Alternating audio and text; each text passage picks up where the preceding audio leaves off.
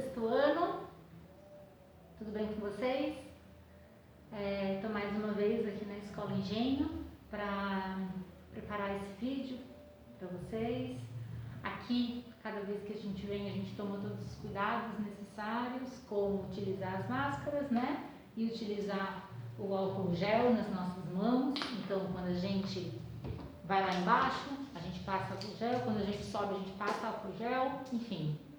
E as máscaras também, né? Mas eu vou tirar agora essa aula, eu vou gravar sem as máscaras, sem a máscara, para facilitar a comunicação, tá certo?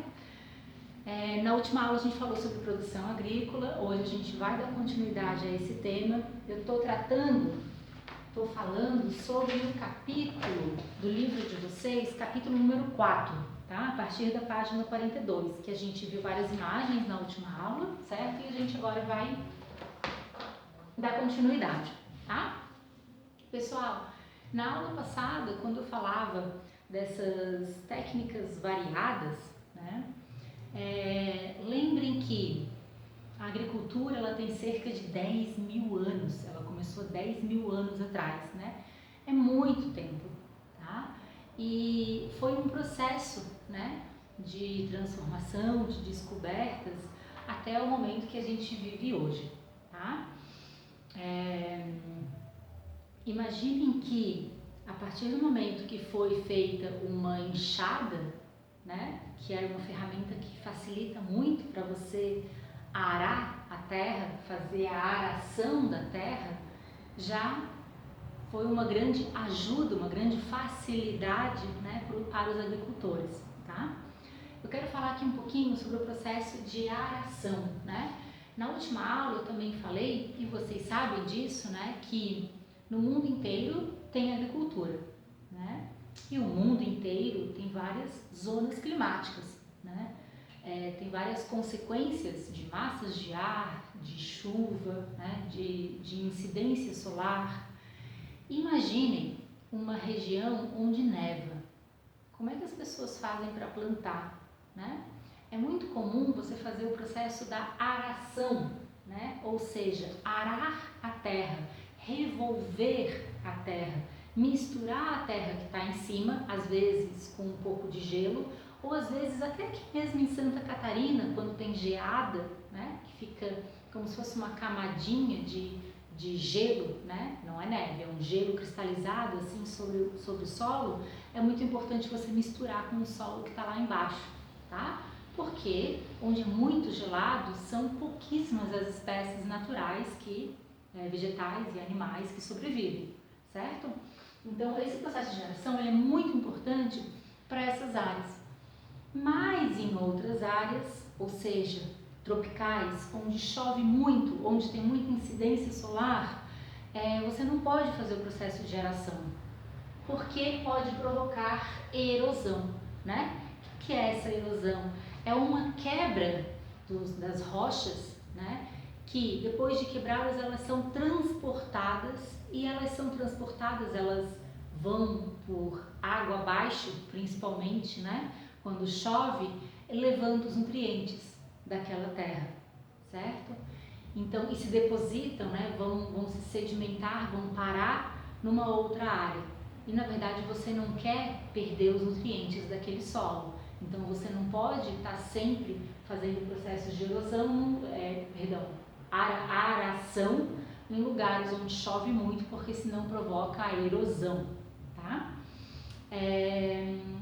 Na aula de hoje a gente vai dar continuidade, né, aos processos agrícolas, mas eu gostaria que vocês lembrassem, ou imaginassem, na verdade, né, o seguinte cardápio.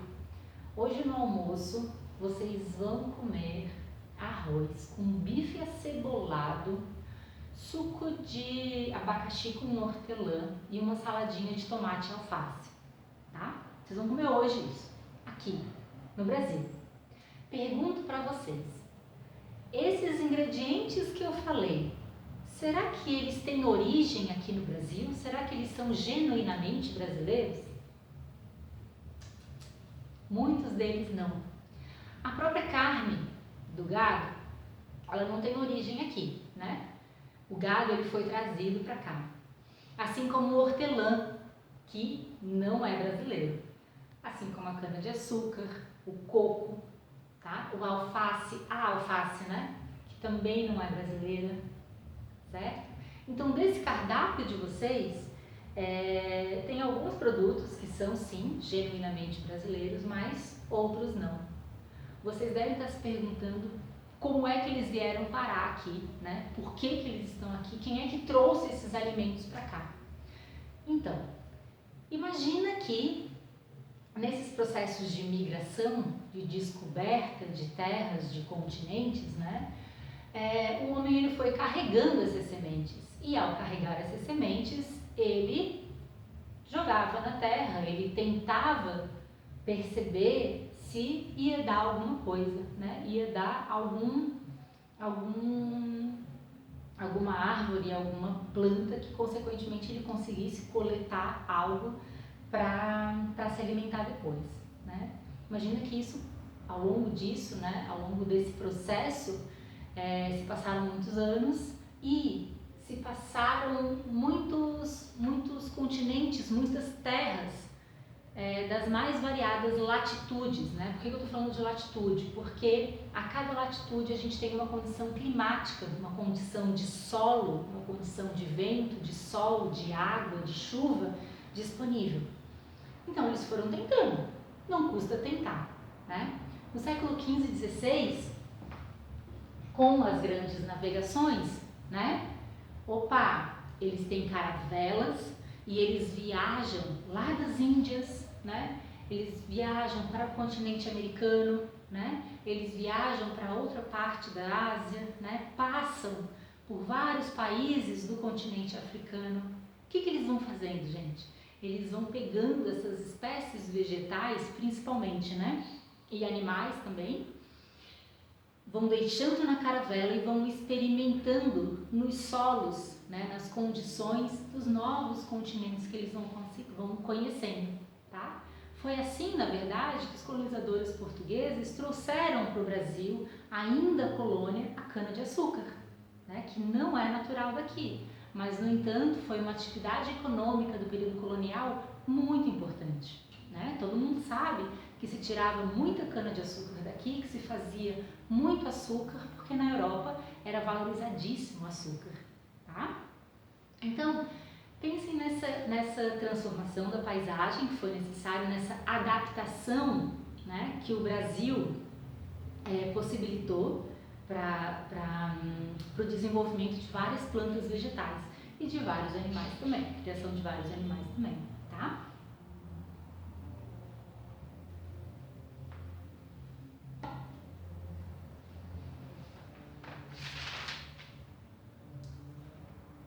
Certo.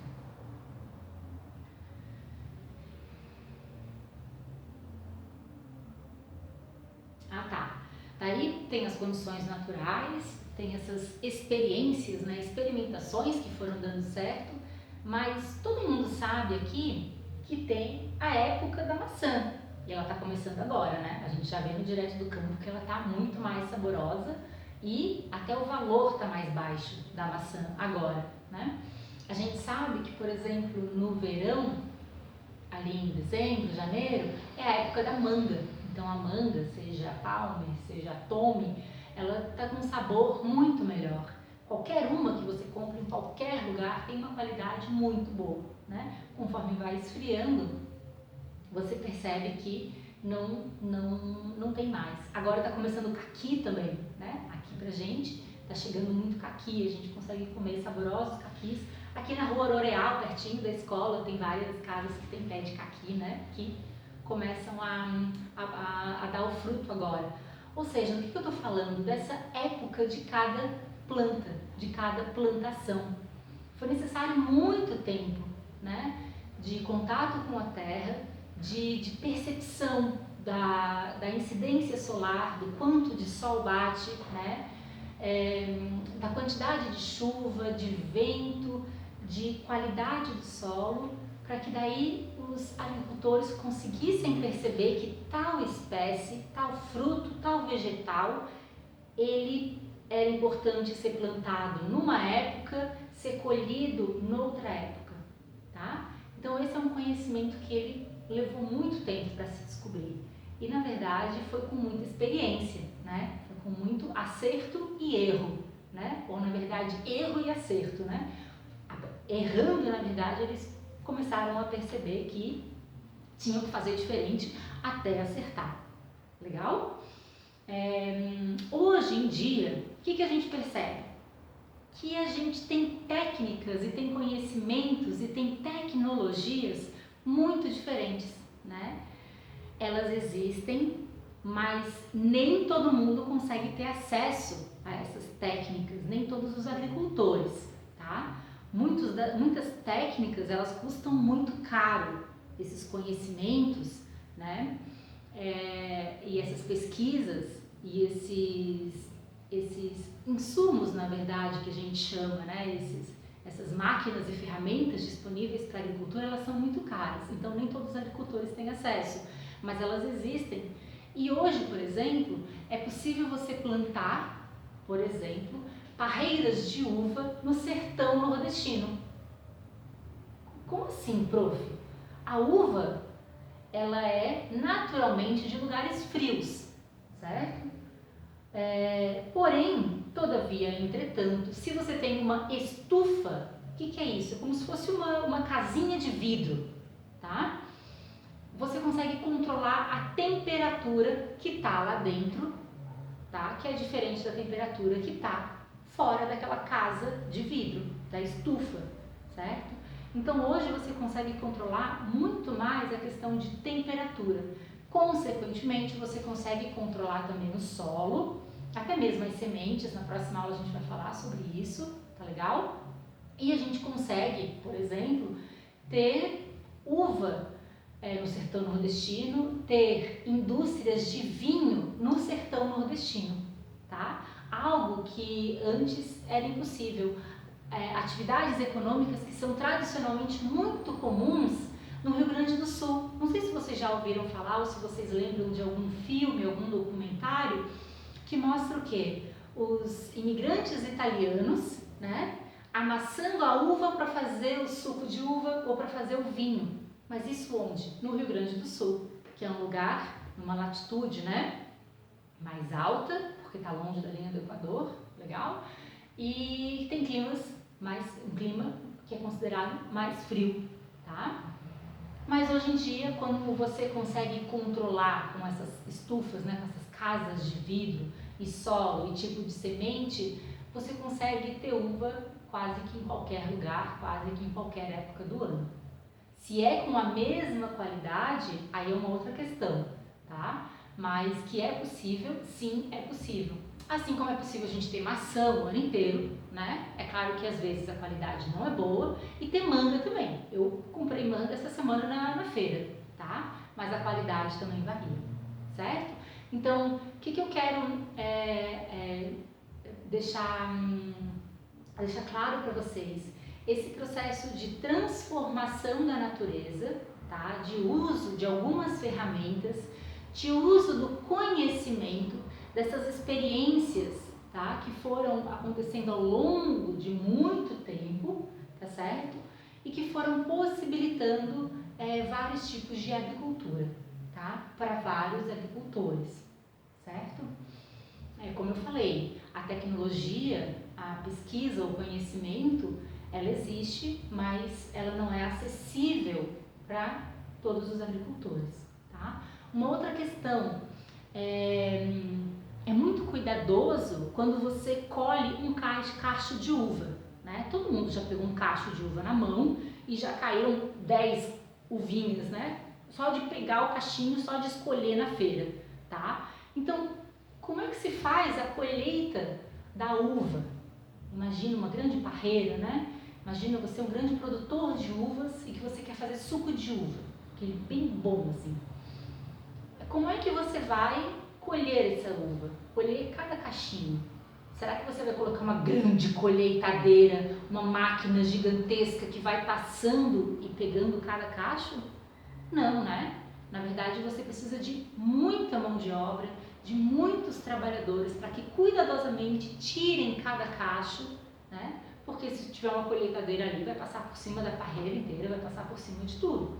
Então, cada tipo de agricultura, né? Cada tipo de alimento que é produzido exige também um certo cuidado, tá?